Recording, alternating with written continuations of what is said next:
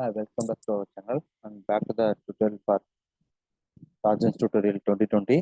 இன்னைக்கு வந்து part number 101 மே Nagarajan RPP Hindi content போட்டாகும். இன்னைக்கு வந்து லேர்ன் ஹிந்தி த்ரூ தமிழில் வந்து ரொம்ப சிம்பிளான 10 சென்டென்ஸ் பார்க்க போகிறோம்.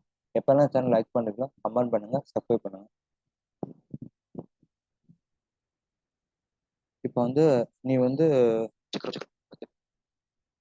நீ மறுத்தா இப்போ வந்து எப்படின்னா தும்னே மனா கருதியா அப்படின்னா வந்து ரிஜெக்ட் பண்ணிட்ட. அதை வந்து ஒரு விஷயத்த ரிஜெக்ட் பண்ணிட்ட. அதை ஹிந்தியில் எப்படி சொல்லிட்டு தும்னே மனா கருதியா அப்படின்னு சொல்லலாம். சரிங்களா? நீ மறுத்துட்ட, நீ வந்து ரிஜெக்ட் பண்றதுன்னு அர்த்தம். அப்போ வந்து அவர் வந்து ஒத்துக்க மாட்டாரு. அது ஹிந்தியில் எப்படி சொல்லணும் பார்த்தீங்கன்னா ஓ நெகி மானேங்கே, ஓ நெகி மானேங்கே அப்படின்னா வந்து அவர் ஒத்துக்க மாட்டார் அப்படிங்கிற அர்த்தம்.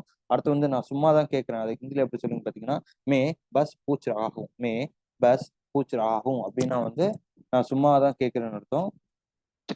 அப்புறம் வந்து நான் கேள்விப்பட்டிருக்கேன். அது ஹிந்தியில எப்படி சொல்லுங்க பார்த்தீங்கன்னா மைனே சுனாகே, மைனே சுனாகே அப்படின்னா சரி, மைனே சுனாகே அப்படின்னா நான் கேள்விப்பட்டிருக்கேன்னு அர்த்தம்.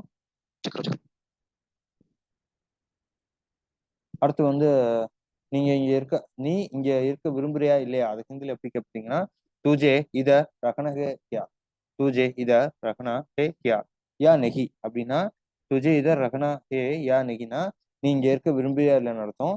இதே வந்து ஆப்னு போட்டீங்கன்னா நீங்கள் மாறிடும். ஆப் இத ரகனா ஹே யா நெகி அப்படின்னு வரும்.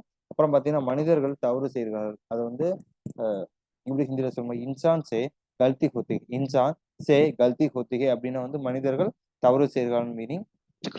அடுத்து பார்த்தீங்கன்னா ஓ சம்ஜேங்கே அப்படின்னா அவங்க வந்து புரிஞ்சுக்குவாங்கன்னு அர்த்தம். சரிங்களா?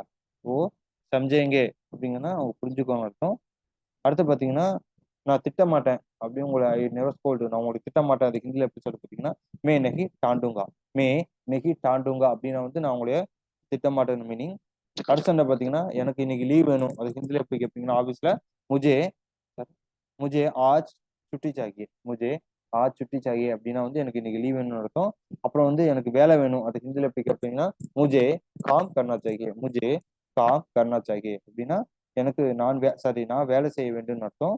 சரிங்களா? இன்னைக்கு வந்து இந்த 10 சென்டென்ஸ் போதும். தன்யவாத்.